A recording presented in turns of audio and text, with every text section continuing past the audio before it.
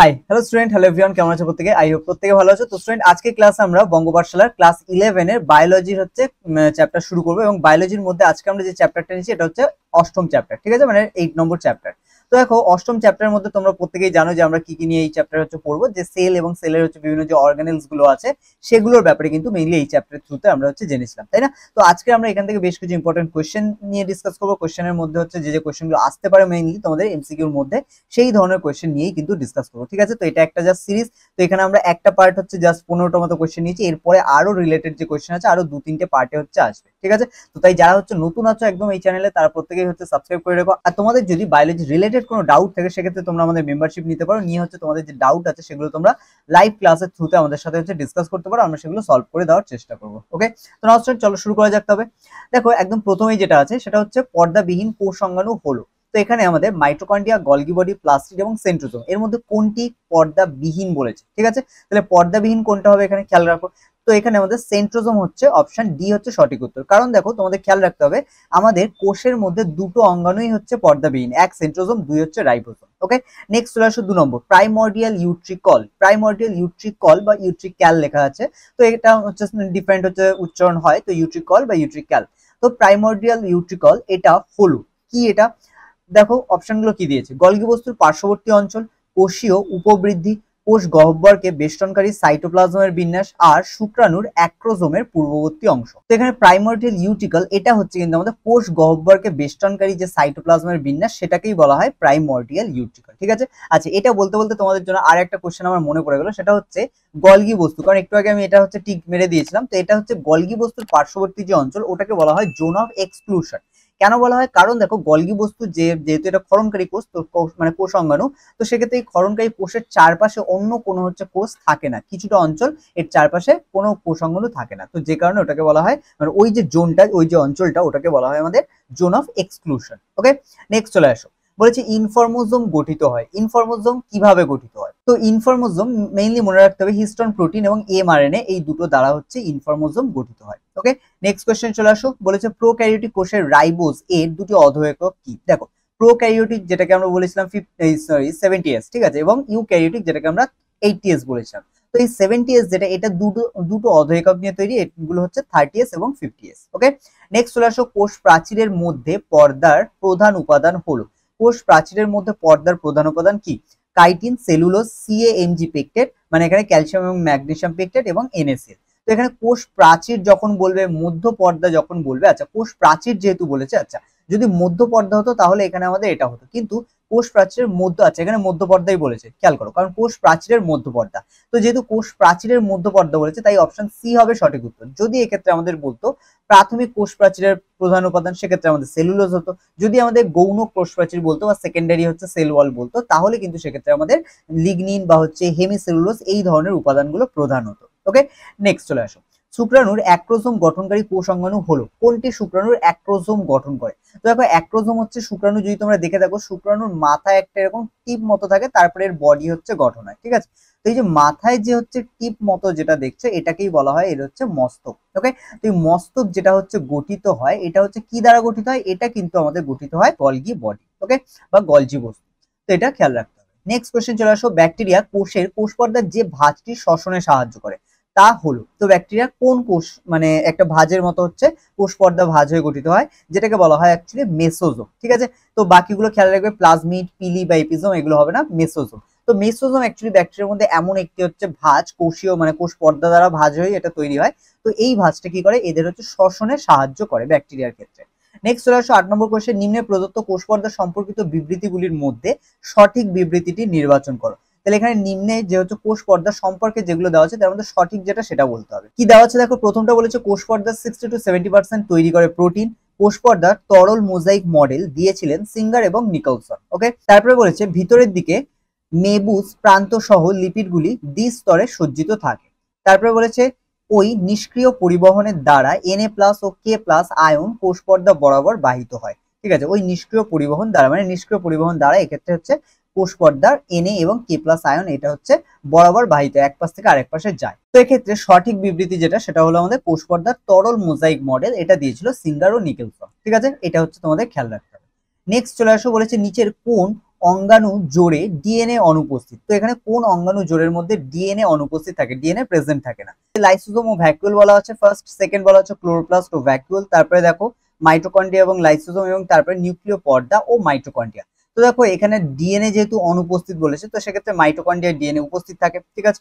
দেন চলে আসছে এখানে মাইটোকন্ড্রিয়া, এর মধ্যেও ডিএনএ উপস্থিত থাকে, ক্লোরোপ্লাস্ট এর মধ্যেও ডিএনএ থাকে, একমাত্র অনুপস্থিত কোথায় থাকে, এখানে লাইসোজোম ও ভ্যাকুয়াল। তাহলে এখানে একমাত্র, কারণ এদের মধ্যে একটার মধ্যে হচ্ছে ডিএনএ আছে বাট আর একটাই নেই, বাট এখানে এই অপশন বা এই জোটটা এমন যার মধ্যে দুটো কোনোটার মধ্যে কিন্তু ডিএনএ থাকে না, সেক্ষেত্রে আমাদের অপশন এ হবে সঠিক উত্তর। নেক্সট চলে আসো 10 নম্বর, বলেছে লিপিড সংশ্লেষ করে যে অঙ্গাণুটি, লিপিড সংশ্লেষ করে যে অঙ্গাণুটি সেটি হলো। তো এখানে লিপিড সংশ্লেষ করে যেটা, সেটা হলো ACR, ঠিক আছে, স্মুথ এন্ডোপ্লাজমিক রেটিকুলাম বলা হয়। আচ্ছা এখানে খেয়াল রাখবে লিপিডের সাথে সাথে এটা কোশ্চেন এটাও আসতে হবে যে প্রোটিন সংশ্লেষ করে যে অঙ্গাণু, সেক্ষেত্রে কিন্তু RER হবে, কারণ রাফ এন্ডোপ্লাজমিক রেটিকুলাম যেটা, তারা কিন্তু প্রোটিন সংশ্লেষে অংশগ্রহণ করে, আর ACR যারা, তারা হচ্ছে লিপিড এবং কার্বোহাইড্রেট সংশ্লেষে অংশগ্রহণ করে। ওকে, এটা খেয়াল রেখো। নেক্সট চলে আসো 11, লিপিড ও কার্বোহাইড্রেটের উৎপাদন নিয়ন্ত্রিত হয়, লিপিড এবং কার্বোহাইড্রেটের উৎপাদন নিয়ন্ত্রিত হয় RER দ্বারা, রাইবোজোম দ্বারা, লাইসোজোম দ্বারা এবং ACR দ্বারা। তো এখানে কি হবে, ACR দ্বারা, মানে স্মুথ এন্ডোপ্লাজমিক রেটিকুলাম দ্বারা লিপিড এবং কার্বোহাইড্রেট দুটোরই কিন্তু উৎপাদন নিয়ন্ত্রিত হয়। নেক্সট কোশ্চেন চলে আসো, উদ্ভিদ কোষে উপস্থিত জলে দ্রবণীয় রঞ্জক হলো। তো উদ্ভিদ কোষে উপস্থিত কোন রঞ্জকটি হচ্ছে জলে দ্রবণীয়?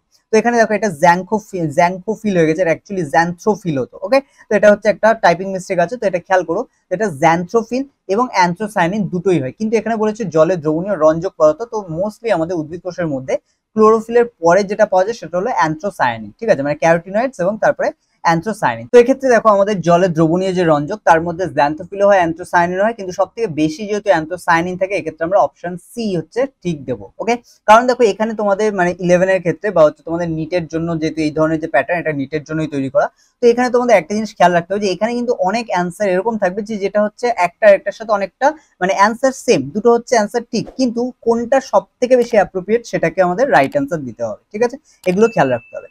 আচ্ছা, পর্দাযুক্ত কোষীয় অঙ্গাণু, তো পর্দাযুক্ত কোষীয় অঙ্গাণু কোনগুলো এদের মধ্যে? কি বলা আছে দেখো, পর্দাযুক্ত বলেছে, খেয়াল রাখতে হবে প্রত্যেকের পর্দা থাকতে হবে। তো লাইসোজোম, গলগি বডি, মাইটোকন্ড্রিয়া। ওকে, আচ্ছা এন্ডোপ্লাজমিক রেটিকুলাম, রাইবোজোম, নিউক্লিয়াস। তো দেখো রাইবোজোম থাকা মানে এটি একটি পর্দাবিহীন, তার মানে এগুলোই তো আছে কিন্তু এটাই নেই, তার মানে এই অপশনটা হবে না। দ্বিতীয় দেখো নিউক্লিয়াস, রাইবোজোম এবং মাইটোকন্ড্রিয়া, তাহলে এখানেও দেখো রাইবোজোম আছে, হবে না, এখানেও রাইবোজোম আছে, তো এটা হবে না। তাহলে এক্ষেত্রে আমাদের অপশন এ হবে সঠিক উত্তর, কারণ এদের প্রত্যেকের কিন্তু কোষ অঙ্গাণু আছে, কারণ এদের প্রত্যেকের কিন্তু কোষের যে হচ্ছে অঙ্গাণু, সেগুলো কিন্তু কোষ পর্দা হচ্ছে আছে, বাইরে একটা পর্দা থাকে। বাট রাইবোজোম যেহেতু এই তিনটে অপশনের মধ্যেই আছে, সেক্ষেত্রে এই তিনটে অপশন শুধু রাইবোজোম থাকার জন্য ভুল, কারণ বাকি অপশনগুলো ঠিক আছে, মানে এর মধ্যে যেগুলো দেওয়া আছে এগুলো ঠিক আছে, বাট রাইবোজোমের জন্য এই অপশনটা ভুল পুরো, ঠিক আছে, এইরকম কিন্তু কোশ্চেন আসবে, খেয়াল রাখবে। নিচের কোনগুলি মাইক্রোটিবিউলস নিয়ে গঠিত? মাইক্রোটিবিউলস নিয়ে কোনগুলো গঠিত, কি কি আছে দেখো, cilia, flagella, peroxisome, centriole, spindle তন্তু ও ক্রোমাটিন, আর এখানে হচ্ছে আমাদের স্পিন্ডিল তন্তু, সেন্ট্রিওল ও সিলিয়া, আর এখানে সেন্ট্রিওল, নিউক্লিওজোম ও সেন্ট্রিওল। ওকে, আচ্ছা এখানে খেয়াল করো, এখানে কিন্তু সিলিয়া, ফ্ল্যাজেলা এগুলো সব মাইক্রোটিবিউলস দ্বারা গঠিত হয়, বাট এদের মধ্যে সিলিয়া, ফ্ল্যাজেলা নেই, সেন্ট্রিওল হচ্ছে আছে, বাট এখানে হচ্ছে সিলিয়া, ফ্ল্যাজেলা নেই, সেক্ষেত্রে আমাদের মাইক্রোটিবিউলস দ্বারা যেগুলো গঠিত হয় এটা হচ্ছে অপশন এ, সিলিয়া, ফ্ল্যাজেলা ও পারক্সিজম। নাও নেক্সট কোশ্চেনে চলে আসি আমরা, তারপরে 15 কি আছে দেখো, অমনিস সেলুলা ই সেলুলা, অর্থাৎ সমস্ত কোষের পুরনো মাতৃকোষ থেকে উৎপন্ন হয়, এটি কে বলেছিল? তো এটি বলেছিল আমাদের ভিরচাও, ঠিক আছে, বিজ্ঞানী ভিরচাও হচ্ছে এটা বলেছিল। নেক্সট চলে আসো, বলেছে সিলিয়া ও ফ্ল্যাজেলা আন্দোলিত হতে পারে যার উপস্থিতির জন্য, তা হলো।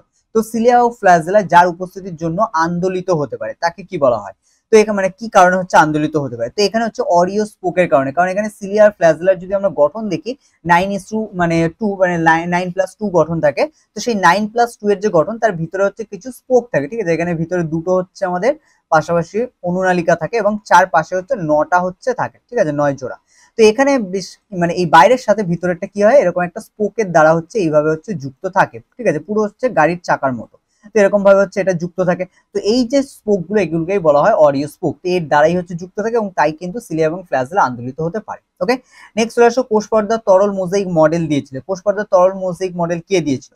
তো এখানে দেখো সিঙ্গার ও নিকলসন তোমরা প্রত্যেকেই জানো, কিন্তু এখানে দেখো সিঙ্গার ও নিকলসনের ফুল ফর্ম চাইছে এখানে, ঠিক আছে, খেয়াল রাখতে হবে। তো এক্ষেত্রে অপশনটা আমি বলে দিই, এখানে হচ্ছে এ জে সিঙ্গার এবং জিএল নিকলসন, ঠিক আছে, জিএল, কারণ অনেকে জে ভাবে, তো জে নয়, জিএল নিকলসন। তো এখানে এইটা হচ্ছে আমাদের সঠিক উত্তর, যে এ জে সিঙ্গার এবং জিএল নিকলসন। ওকে, এটা হচ্ছে তরল মোজাইক মডেলের যে ধারণা দিয়েছিলেন, এটা সিঙ্গার ও নিকলসন, কিন্তু তাদের পুরো নাম হচ্ছে এস জে সিঙ্গার ও জিএল নিকলসন, ঠিক আছে। নেক্সট চলে আসো, বলেছে গ্যাপ জাংশনের কাজ, গ্যাপ জাংশনের কাজ কি? দেখো দুটি কোষকে গ্যাপ জাংশন বুঝতে হবে, দুটি পাশাপাশি থাকা কোষকে একটা জাংশনের থ্রুতে বা একটা জয়েন্টের থ্রুতে একে অপরের মধ্যে সাইটোপ্লাজমের যে আদান প্রদান সেগুলো করতে পারে, এটাকে গ্যাপ জাংশন বলা হয়। তো এটা কোথায় ঘটে? দুটি কোষে একে অপরের থেকে পৃথক রাখা, নিকটবর্তী কোষগুলিকে একত্রে কাছাকাছি রাখা, পাশাপাশি অবস্থিত কোষগুলির মধ্যে যোগাযোগ স্থাপন সহজতর করা, এবং এই যোগাযোগ স্থাপন সম্ভব হয় যখন আসল ক্ষুদ্র অণু কিছু বৃহৎ অণু স্থানান্তরের জন্য পাশাপাশি কোষের সাইটোপ্লাজমে সংযুক্ত থাকে তখন। ঠিক আছে, আর এটা কি আছে? একটি কলা বরাবর ছিদ্রের মধ্যে দিয়ে আছে, একটি কলা বরাবর ছিদ্রের মধ্যে দিয়ে বস্তুর বেরিয়ে যাওয়া বন্ধ করে, এটা হবে না। আচ্ছা, কি বলেছে এবার প্রথম আর দ্বিতীয়টা আরেকবার দেখে নাও। দুটি কোষের একে অপরের থেকে পৃথক রাখা, তো এটা হবে না, আমি বলেছি যুক্ত থাকতে হবে এবং এদের মধ্যে সাইটোপ্লাজমে আদান প্রদান হয়। নিকটবর্তী কোষগুলির একত্রে কাছাকাছি থাকা, এটাও হবে না। পাশাপাশি অবস্থিত কোষগুলির মধ্যে যোগাযোগ স্থাপন সহজতর করা, এবং এই যোগাযোগ সম্ভব হয় যখন আসল ক্ষুদ্র এবং অণু কিছু বৃহৎ অণু পাশাপাশি কোষগুলোর মধ্যে কি করে সাইটোপ্লাজমের দ্বারা হচ্ছে যুক্ত হয় এবং স্থানান্তর হতে পারে। তাহলে এক্ষেত্রে আমাদের অপশন সি হয়ে যাবে সঠিক উত্তর। নেক্সট চলে আসা বলেছে কোন রঞ্জকের উপস্থিতির জন্য ফুলের পাপড়ির বর্ণ বৈচিত্র্য লক্ষ্য করা যায়। তো এখানে কোন রঞ্জকের উপস্থিতির জন্য, তো এখানে দেখো নর্মালি হচ্ছে ক্লোরোফিল সবুজের জন্য দেয়, কিন্তু এখানে ক্যারোটিন হচ্ছে যে বর্ণ বৈচিত্র্য সেটার জন্য ক্যারোটিন দেয়, এক্ষেত্রে অপশন এ হবে আমাদের সঠিক উত্তর। নেক্সট চলে আসা বলেছে কোনটি নাইট্রোজেন যুক্ত বর্জ্য নয়। নাইট্রোজেন যুক্ত বর্জ্য কোনটি নয়? কি আছে দেখো, ট্যানিন আছে, ক্যাফিন আছে, নিকোটিন আছে, ডাটরিন আছে। তো এখানে ক্যাফিন, নিকোটিন, ডাটরিন প্রত্যেকেই নাইট্রোজেন যুক্ত, একমাত্র ট্যানিন হচ্ছে আমাদের কার্বন যুক্ত, সেক্ষেত্রে অপশন এ আমাদের সঠিক উত্তর। নিচের যে অংশটিকে এটিপি সিনথেজ আছে, এখানে পুরোটা আসেনি, এটা এটিপি সিনথেটেজ বলে, তা হলো কোনটাকে বলা হয়? তো এক্ষেত্রে F0F1 যে কমপ্লেক্স, যখন আমরা এখানে ফটোসিনথেসিস নিয়ে ডিসকাস করবো তখন মেইনলি এটার ব্যাপারে তোমরা পড়বে, ঠিক আছে? তো তখন এটা পাবে F0F1 কমপ্লেক্স। ওকে, তো এটাকে বলা হয় এটিপি সিনথেজ, ওকে, বা সিনথেটেজও বলা হয়। নেক্সট চলে আসো, বলেছে হচ্ছে ডিকটিওজোম আসলে হলো, ডিকটিওজোম কি? ডিকটিওজোম হলো গলগি বস্তু, লাইসোজোম, রাইবোজোম, উদ্ভিদ ভ্যাকুয়াল। এদের মধ্যে ডিকটিওজোম হলো আসলে আমাদের গলগি বস্তু, কারণ উদ্ভিদ কোষের গলগি বস্তুকে বলা হয় ডিকটিওজোম। ওকে, তাই এখানে ডিকটিওজোম আসলে কি? এটা আসলে গলগি বস্তু। নেক্সট বলেছে দেখো কোন জোটটি সঠিক নয়। আচ্ছা, রবার্ট ব্রাউন নিউক্লিয়াস আবিষ্কার করে, স্লেইডেন ও সোয়ানের কোষবাদ হচ্ছে মতবাদ আছে, নল ও রুস্কা সরল অনুবীক্ষণ যন্ত্র আবিষ্কার করে, এবং জ্যানসেন মৌলিক অনুবীক্ষণ যন্ত্র হচ্ছে আবিষ্কার করে। আচ্ছা, এখানে বলে দিই তোমাদের, নল ও রুস্কা কিন্তু সরল অনুবীক্ষণ যন্ত্র করেনি, কারণ এটা হচ্ছে তোমার জটিল অনুবীক্ষণ যন্ত্র, যেটা বা ইলেকট্রন অনুবীক্ষণ যন্ত্র, আরো ভালো করে স্পেসিফিকলি বললে ইলেকট্রন অনুবীক্ষণ যন্ত্র আবিষ্কার করেছিল নল ও রুস্কা, সেক্ষেত্রে অপশন সি মানে 3 হচ্ছে আমাদের সঠিক নয়, সেক্ষেত্রে এখানে আমাদের অপশন সি হবে সঠিক। ওকে, মানে অপশন সিটা হচ্ছে কি, এখানে ভুলটা ঠিক করতে বলেছে, মানে কোন জোটটি সঠিক নয়, তাহলে এখানে 3 নম্বর জোটটি যেহেতু সঠিক নয়, তাই এখানে সিটা হবে আমাদের সঠিক। বোঝা গেল? তো নাও, এই হচ্ছে আজকে আমাদের টোটাল 23টা কোশ্চেন। আই হোপ তোমরা বুঝতে পেরে গেছো, কোনো রকম ডাউট নেই, যদি থাকে অবশ্যই তোমরা কমেন্ট করে জানাচ্ছ। আর ক্লাসগুলো কেমন রাখছি সেগুলো তোমরা জানো, যারা নতুন তারা হচ্ছে তোমাদের মতামত কিছু থাকলে সেটাও তোমরা কমেন্টের থ্রুতে জানাতে পারো। তোমাদের কোনো কোনো চ্যাপ্টারের মানে যেগুলো হচ্ছে ডাউট আছে সেই সব টপিকগুলো তোমরা চাইলে কমেন্টে লিখতে পারো, সেগুলো আমরা তোমাদের সাথে ডিসকাস করবো ভিডিও থ্রুতে। অথবা তোমরা যারা মেম্বারশিপ হচ্ছে নিয়ে নিচ্ছ তাদের জন্য হচ্ছে পার্টিকুলার একটা ডেট থাকবে, সেই ডেটে তোমরা হচ্ছে লাইভ ক্লাসের থ্রুতে তোমরা সেগুলোকে বলতে পারবে। ওকে, না স্টুডেন্ট, তো আজকে ক্লাস আমরা এখানেই শেষ করছি, দেখা হচ্ছে তোমাদের সাথে পরের ক্লাসে। তো প্রত্যেকে ভালো থেকো, ভালো করে পড়াশোনা করো, এবং তোমাদের ডাউট থাকলে অবশ্যই কমেন্ট করে জানিও।